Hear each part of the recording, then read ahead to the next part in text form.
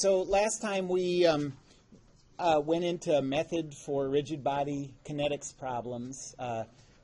Rigid body kinetics problems are going to make up a big chunk of the rest of the class because we're going to start by doing individual rigid bodies, and then we're going to talk about rigid bodies connected by joints. And those are called linkages, and the ideas of rigid body kinetics are what we're going to use for those too. Linkages are like the moving version of structures from statics. So I gave you a set of steps last time. I'm going to write these down again. I won't go into as much detail, but steps for rigid body problems.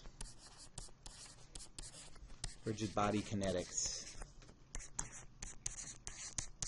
And after I go through this, get this set of steps fresh in your head, we'll go through some example problems. So the first, okay, don't look at your notes. I mean, you can look at the notes you're taking, because otherwise they, like it wouldn't be very legible. But don't look back at your notes. Anyone remember what the first step was? Remembering, okay, keep in mind that part of your assignment for Friday was reading back through your notes. So maybe now you remember it. Okay, so the first step is it rotating about a fixed point?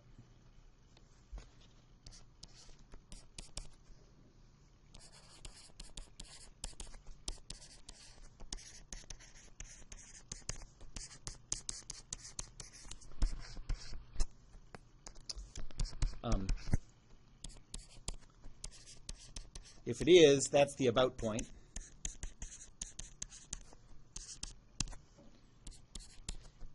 If there isn't a fixed point, then what's the about point? Yeah, the center of mass is the about point. Second step, the order of these things is sort of arbitrary, but whatever set of steps you follow, some of the steps are not arbitrary. This one you can kind of do at any point. But whatever you do, I definitely would encourage you to do the same order of steps every time. The more you kind of systematize it, the more you're going to avoid dumb little mistakes. Okay, so step 2, what do you do after you choose the about point? Yeah, right. Calculate the moment of inertia. Is that the mass moment of inertia or area moment of inertia? Mass. Yeah, that's right. Yeah, very good. And if the about point isn't at the center of mass, you're going to have to use the parallel axis theorem. In fact, you might also have to use the parallel axis theorem often if you're building up a shape from simple shapes to calculate the moment of inertia. Okay, third step, the most important step. Oh, this is the step that all of statics was about. The entire class of statics. Yeah, free body diagram. And then fourth, write out the table. You don't have to do that, but I think it does help organize things. Pancake table.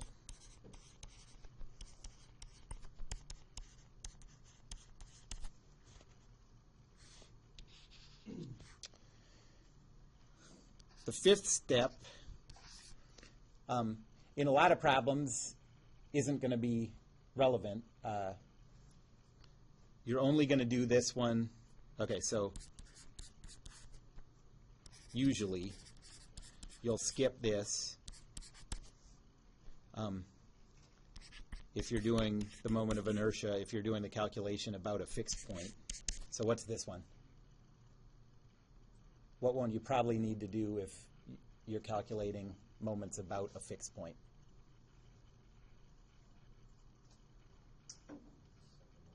Yeah, that's right. I didn't think an answer was coming on that one. Good job. Newton's second law.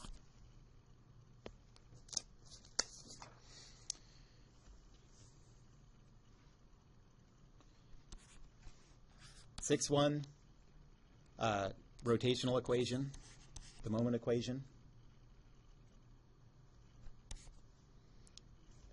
And the last step, you don't always have to do this. It depends what you're being asked for. But often you'll be asked for the acceleration of a point. You'll do Newton's laws, and then you'll be trying to figure out the acceleration of the body at a certain point. If you need the acceleration of a point,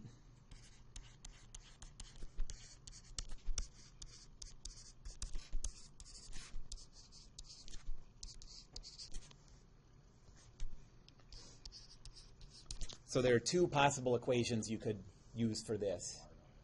The watermelon equation for sure, and then so that one will always be needed.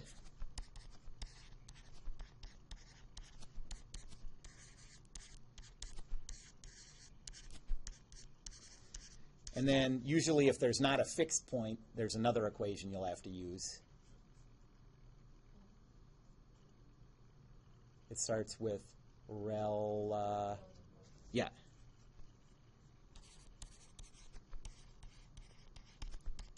So sometimes you'll have to use the acceleration of p relative to the ground is equal to the acceleration of p relative to the center plus the acceleration of the center relative to the ground. Okay, so if you are using the relative motion equations, this watermelon equation above, I just wrote it as acceleration of p. What's that the acceleration of p relative to? That's what we want, but we'd be using this circular motion equation to calculate the acceleration of p about the center, and then adding on the motion of the center. You know what I mean?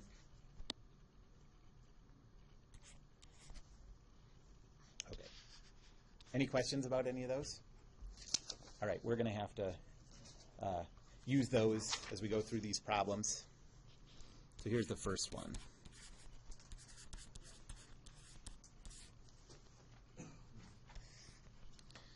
So let's say we have a pin connecting this member to the ground, and the member is like a long, thin member, a rod, I guess they would call that. There's the point P. This rod has a length of 0.5 meters.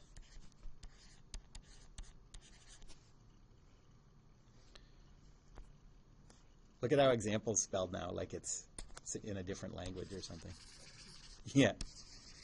Exemple.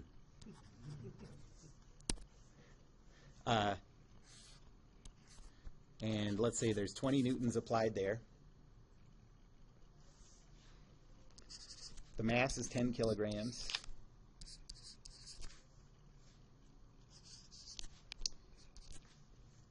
At this instant, the body has an angular velocity of counterclockwise 10 radians per second.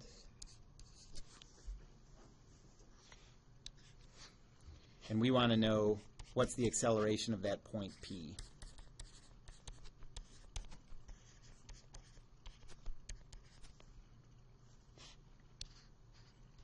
So let's just carefully go through all those 7 steps. So first step, is there a fixed point, or do we have to use center of mass? Yeah, that pin joint fixes that point in the coordinate system.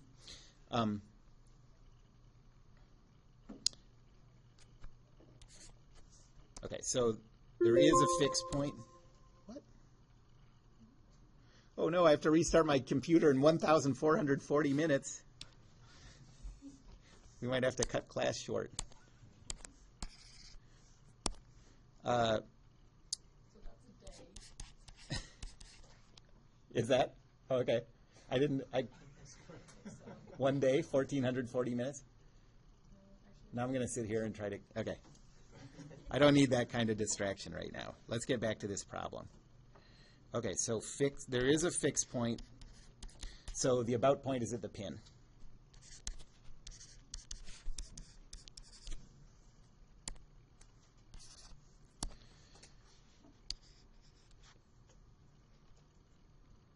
The second step,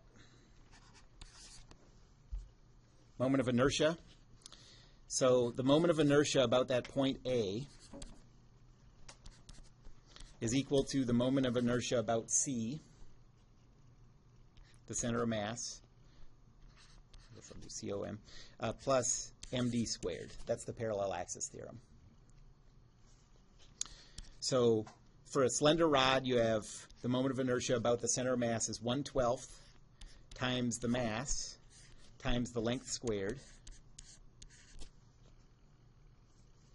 And the parallel axis theorem part is the mass times the distance squared from the center of mass to the point that you're doing the calculation about. So what's that distance?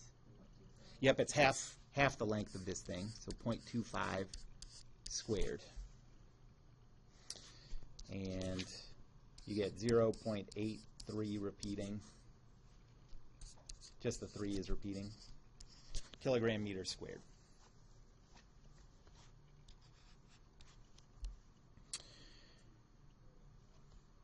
Third step, what comes next? Free body diagram.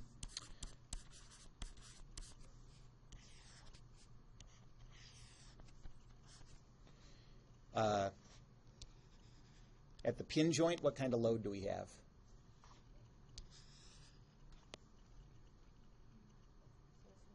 That's right. And intuitively, the way you can always think about these, if you don't remember them, you can make sense out of it because a joint always restricts motion in some way. In 2D, there's only 3 ways motion can be restricted. Translation of the point in 2 dimensions and rotation about the z-axis. Okay? So just think about what's restricted by this joint. This joint keeps that point from translating in x or y in any direction, and it allows it freely to rotate. So there's only going to be a full force vector restricting that translation. There's not going to be any couple restricting the rotation.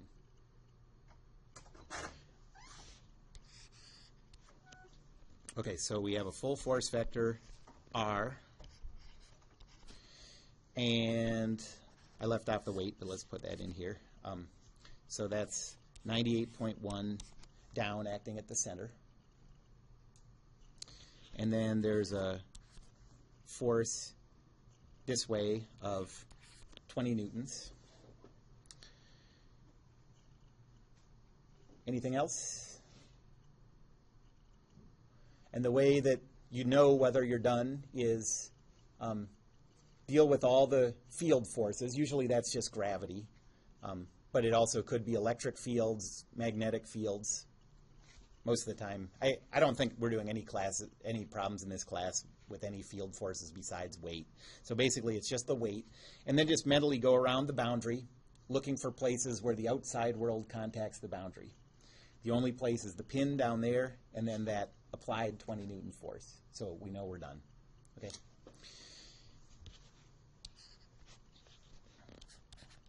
Fourth pancake table. Pancake, artist, row 4, marzipan. I know Sarah doesn't like marzipan, but I thought maybe I could help you get carried away in the excitement anyways.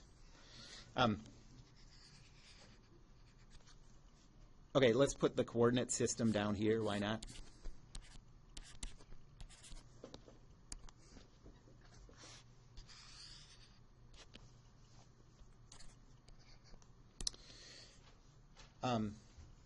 So the force R is acting at the origin.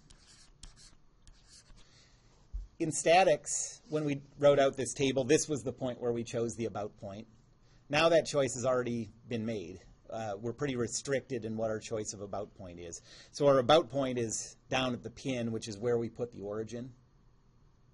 Okay, so 0, 0 for the about point. For the row vector, how do you get the row vector from these? P minus A.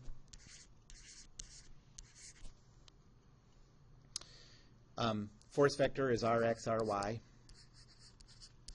And then how do you get the moment from rho and F? Yep, cross product. So 0 cross with this is 0. Now let's do the 20. That is at the point 0, 0.5. The about point is the origin. Subtract and you get 0, 0.5. The force vector is positive 20, 0. And so the cross product is this minus this. So you get negative 10 Newton meters. And then the last one is the weight.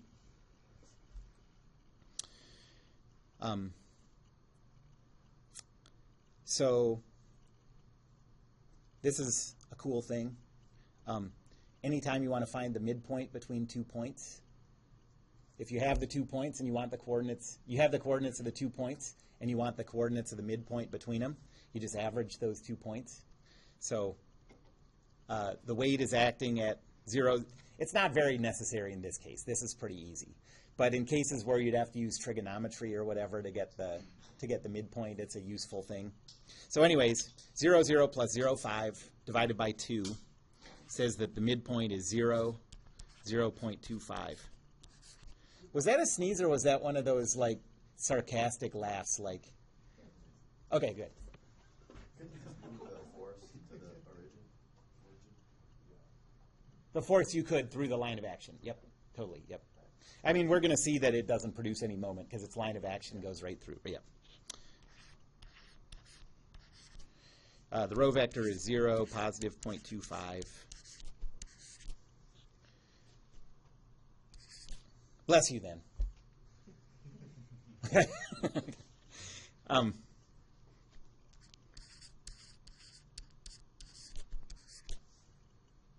And take the cross product, 0 minus 0.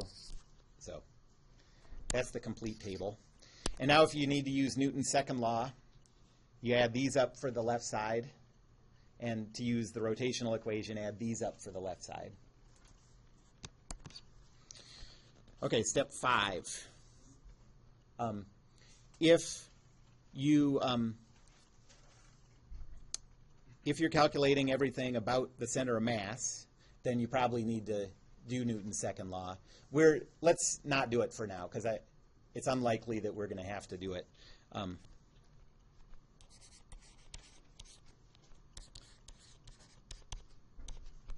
We don't need this because we have a fixed point. And why is that?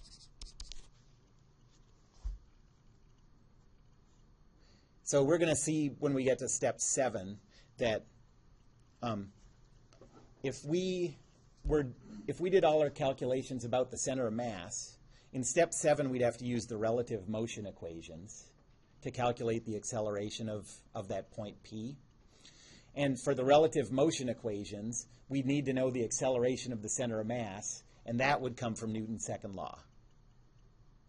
But if we have a fixed point, we don't have to use the relative motion equation. We're just doing all the calculations about the fixed point, and so we don't need to know the acceleration of the center of mass. That's how it usually works out. Okay, so 6. Rotational equation.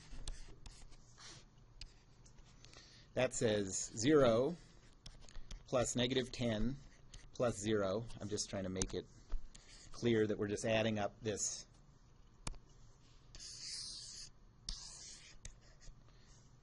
That gives us everything about the left side of rotational of the moment equation.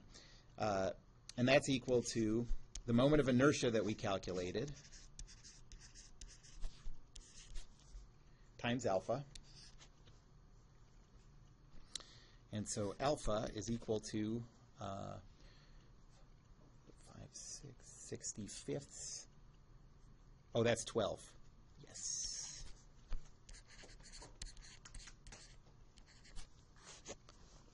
I thought that might be something simple, and my suspicions paid off.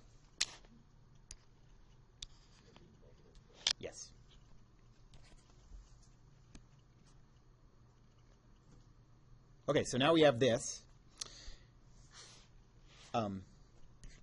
That's in the z direction. So it's really a vector. And so now we need to use that to calculate the acceleration of this point P. Okay, so the acceleration of P is equal to alpha cross r plus omega cross quantity omega cross r. Alpha we just calculated is 0, 0, negative 12. Omega was given. It was given as a scalar, 10 counterclockwise. But that means in 2D that is a vector it's 0, 0, positive 10.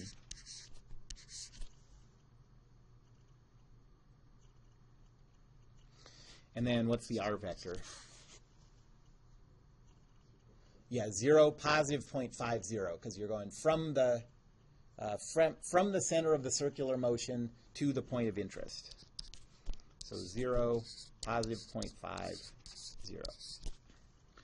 And so the acceleration of P is equal to, well, plug all this in.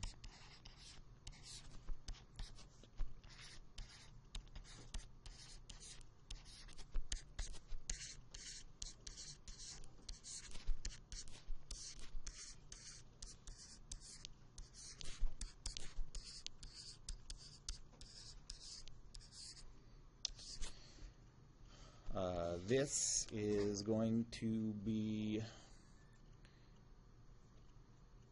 6 in the positive x direction. And this is going to be 50 in the negative y direction.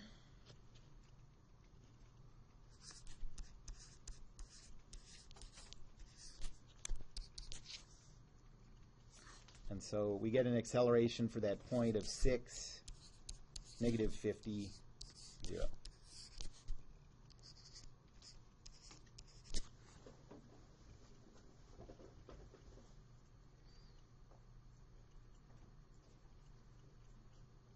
Any questions about any of that?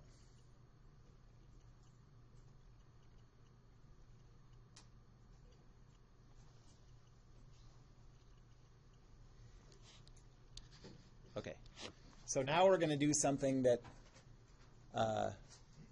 we're going to do a calculation that I think there's a chance you've been wondering about since Physics 1. I think most people probably haven't done a calculation like this yet, but you've done all these problems with cables going over frictionless pulleys. And, okay, sorry, the frictionless isn't the key part here. You've always assumed that these pulleys are frictionless but also massless, okay?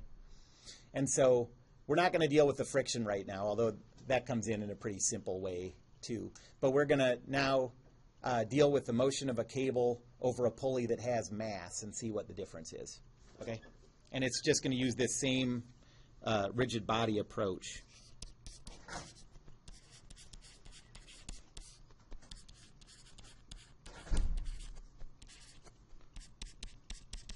So pulleys with versus without mass. Okay, so let's say that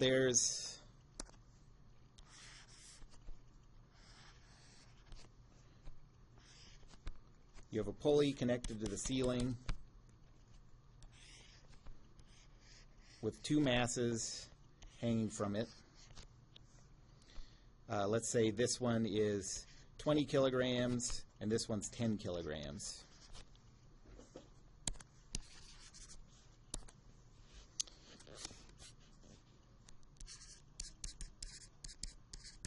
What's the acceleration vector of the 10 kilogram block? First, with a massless pulley.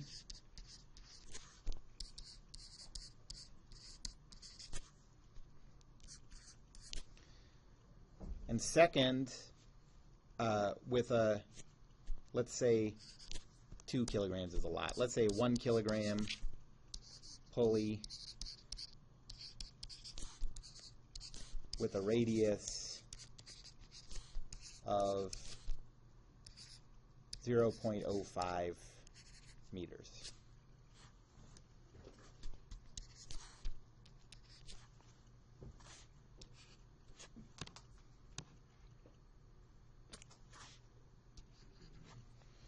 Okay, so for the first part, we'll take free body diagrams of the two. So we're first doing it without mass, the way that you're used to doing it probably in physics and whatever. So free body diagram of the 10 kilogram has the weight 98.1 and the tension T.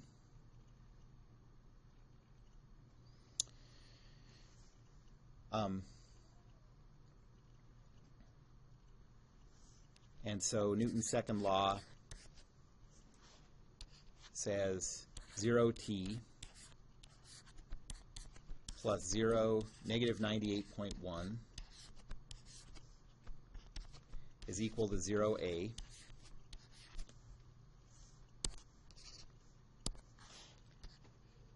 We didn't really think about this much before we did it, but what's going to happen with this system? Like, what directions are the accelerations going to be? The 10's going to, yeah, right. The 20 is going to be down. The 10's going to be up. So we expect this A to be positive. And now let's do the free body diagram of the 20.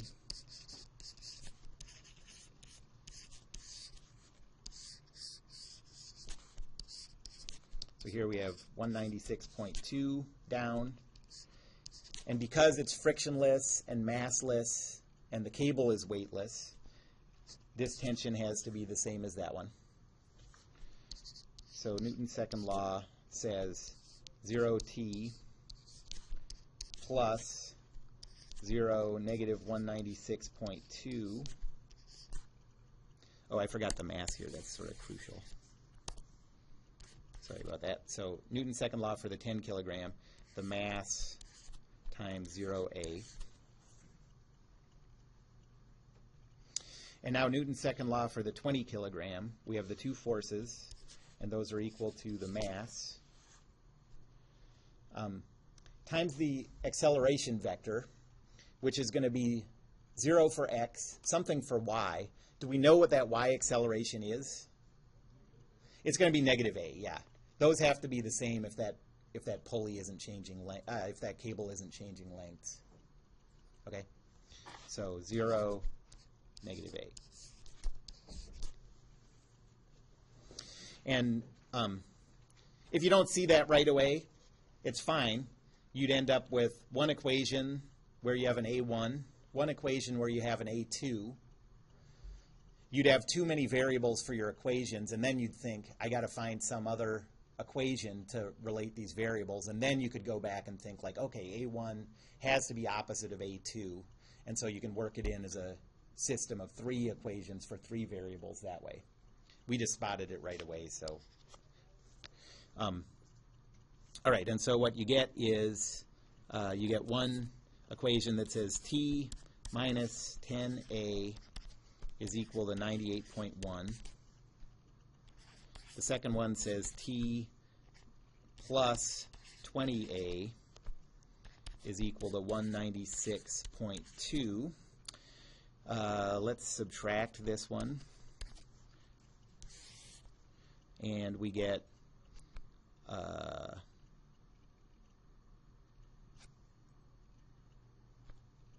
negative 30A is equal to negative 98.1. So what do you get for A?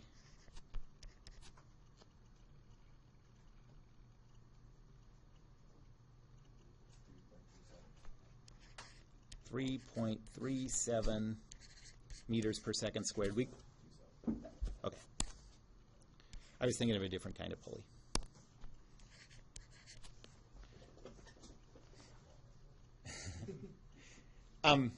I was thinking of a motorized pulley. Slightly motorized.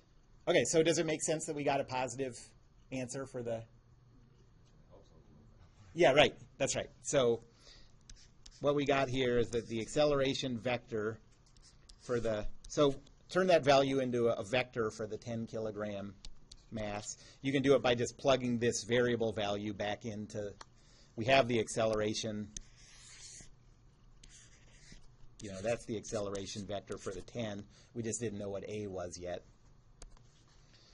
So this is 0. This is 0, positive 3.27 meters per second squared.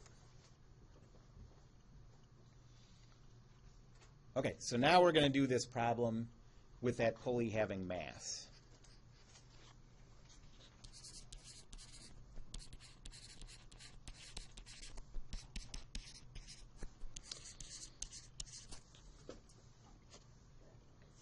Okay, so free body diagram of the 10 kilogram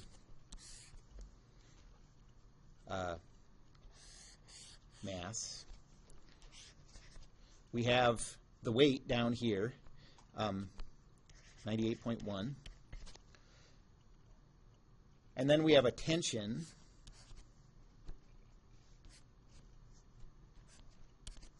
But this time I have to call that T1 because the assumption that we make about those tensions being the same everywhere along the cable require three things: massless cable, frictionless pulley, and a massless pulley. Okay, so we lost one of those, so these tensions are going to be different. So Newton's second law says 0 T1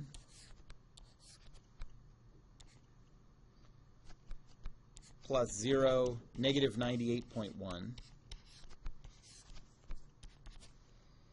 is equal to the mass, 10, plus 0 A.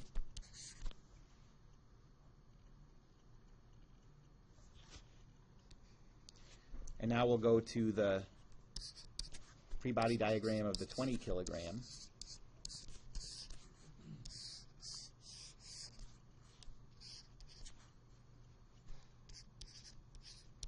At the 196.2, we have a tension T2. It's not the same. So Newton's second law says 0. Why did I write T1? Stupid idiot. Okay, 0 T2 plus 0, negative 196.2 is equal to 20 times, this cable still is inextensible, so we still know that this has to be 0, negative A. It's just we're going to get a different value of A than we did in the first example. All right, so we have two equations. T1 minus 10A is equal to 98.1. T2 plus 20A is equal to 196.2. And we have basically the same situation we have last time, except now we have one extra variable, and we still only have two equations. So if you're encountering a problem like this for the first time, like you count the equations, you count the variables, and then you freak out. Okay. So now what do we do? Probably that is what you guys do. But what? Yeah, so now we're going to isolate the pulley. So now free body diagram of the pulley. Well, let's go through the steps.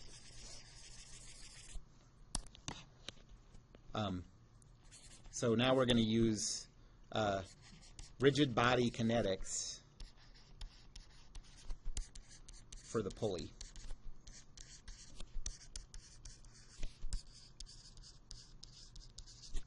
Okay, so step one, does it have a fixed point, or do we have to use the center of mass? Yep, it has a fixed point. It's fixed at the center.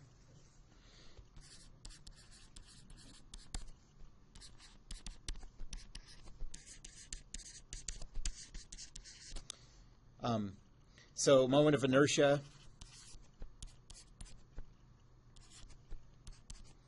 is 1/2 mr squared, I think. Is that right for a disk rotating like a blade?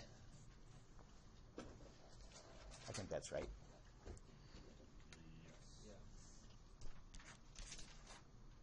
Okay, so we have 1/2 times the mass of 1 times the radius of 0.05 squared. Can someone give me a number for that?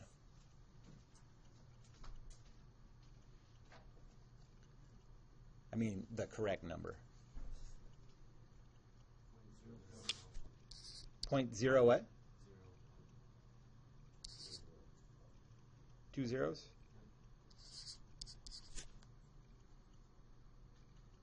That must be rounded, right? 125. Okay. Okay.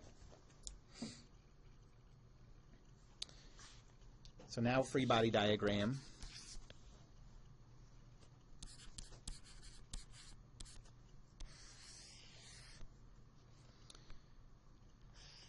There's the weight down, 9.81 newtons. And what force is applied by the cable on the left? T1, in what direction is it? Down, yep. And over here, that's T2 down.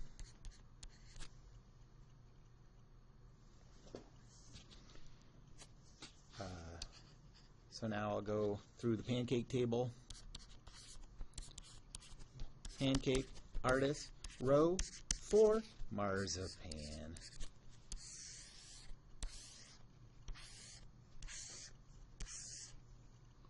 Okay, so the about point is the center. Let's make that the origin too.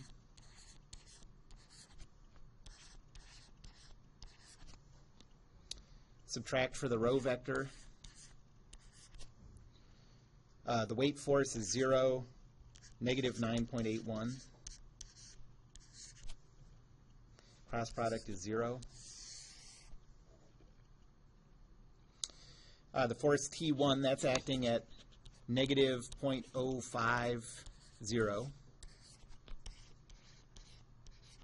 Subtract, and you get a row vector of negative 0.050.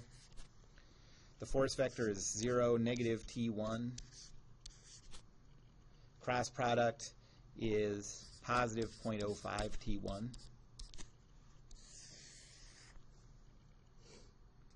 And then the force T2 is at positive 0.050.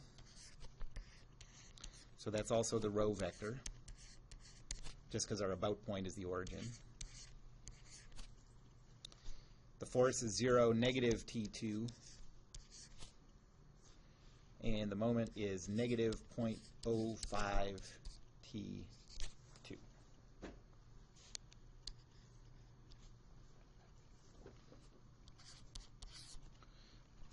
Equation 5 we don't need because we have a fixed point.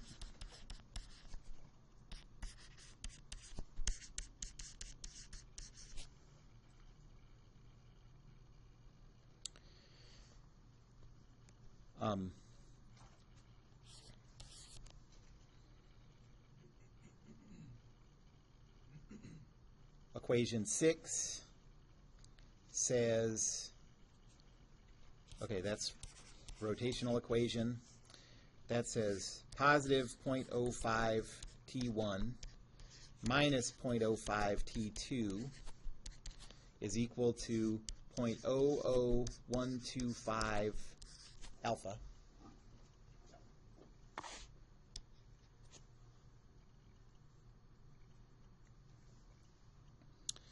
And so now we have,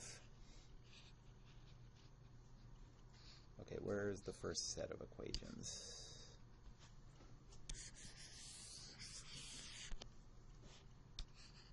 That gives us a third equation.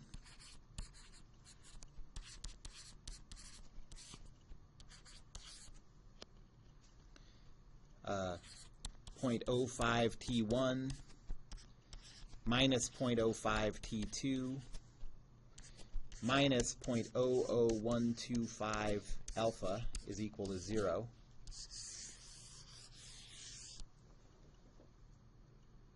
And now finally we should have enough equations for the variables, right? No. Because we just added, we don't because we just added alpha. Okay, so now what? Now you give us No. There's one more geometric relationship we can use between A and alpha. Right, so the acceleration of this point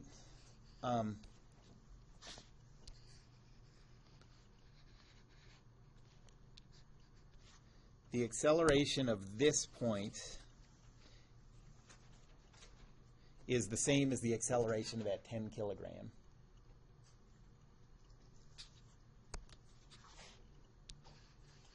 That's because our rope is not changing. It's even massless and doesn't stretch. That's right, yep. And actually now, so let's think about this as we go. Okay, so we have this third equation, but now we have 4 variables. And our last equation is going to come from the relationship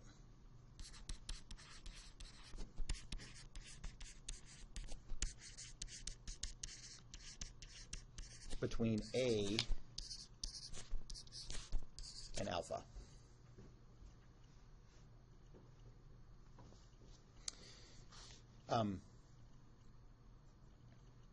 And really what it is if this thing is spinning,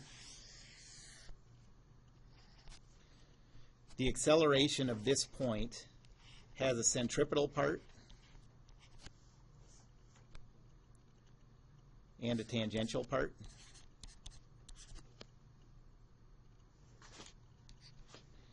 The acceleration of the 10 kilogram is equal to the tangential acceleration of that point. Okay. All right, so the acceleration of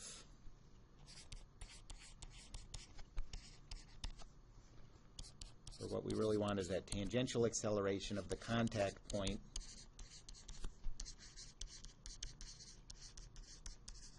between the cable and the pulley.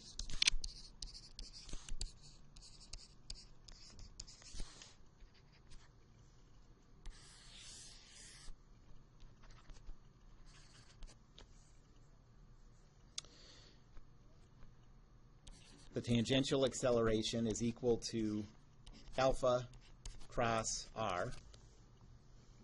We're only worried about the tangential part, so we're throwing out the centripetal acceleration.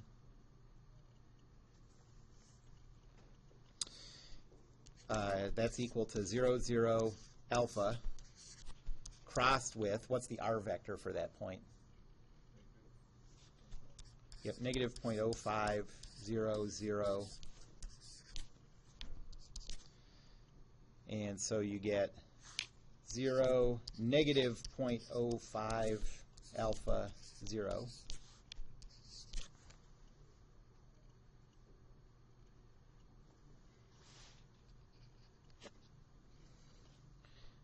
And so the fourth equation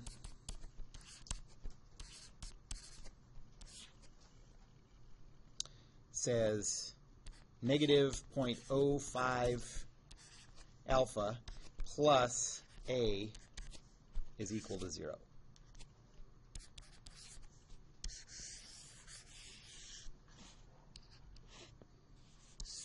Okay, so let's draw this out as an augmented matrix.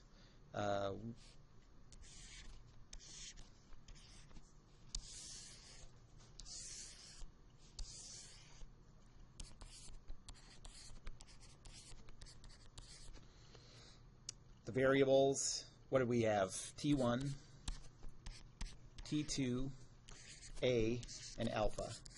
And then the constants on the other side of the equation. So equation 1, what did we have? What was equation 1?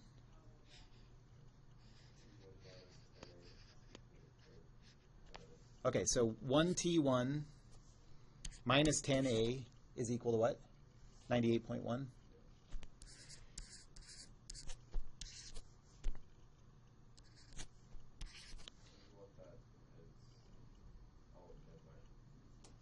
Okay, and then equation 2, yikes. We had, what, 1T2 minus 20A plus 28 is equal to 196.2. And then equation 3,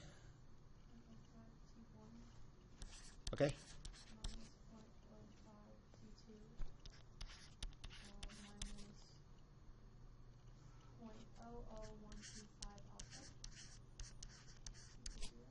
Okay.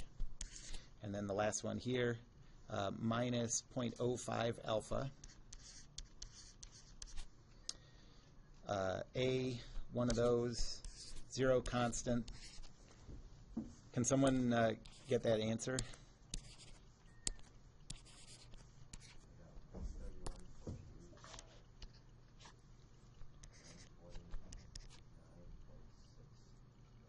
Mm-hmm.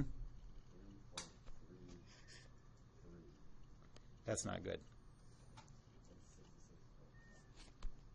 3.33 when we had 3.27 before? Something went wrong.